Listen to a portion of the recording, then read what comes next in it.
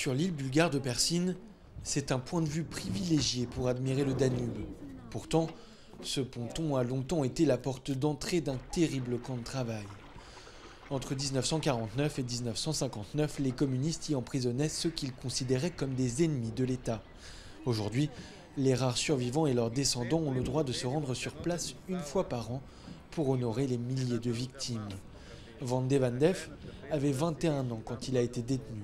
C'est la première fois que le vieil homme revient ici. Ici, c'était travail, faim et torture. C'était insupportable.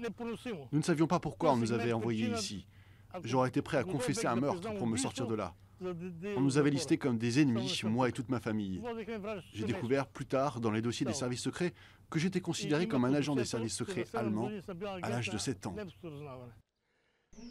Il ne reste que peu de choses de l'ancien camp, à part une tour d'observation couverte de verdure. Plus aucune trace des baraques de bois où devaient survivre plus de 3000 prisonniers. Seuls les souvenirs permettent de mesurer l'ampleur de la structure. Quand j'étais ici entre 1952 et 1953, il y avait 3 rangées de baraquements ici, placées d'est en ouest, avec les latrines à l'arrière, très sommaires. Mais l'endroit a tellement changé maintenant. Je le vois encore très bien comme imprimé dans mon cerveau, mais ça ne ressemble en rien à ce que ça a été. C'est complètement différent maintenant. Dimitar Glavtchev est né après le retour de son père sur l'île de Persine. Il est décédé en 1987, 2 ans avant la chute du communisme.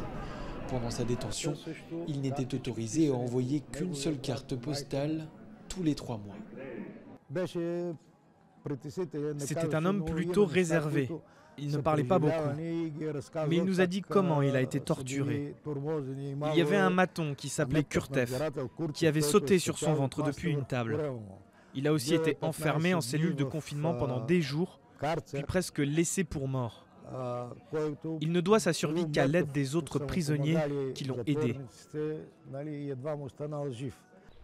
Sur une partie de l'île fermée au public, une prison est encore aujourd'hui en activité.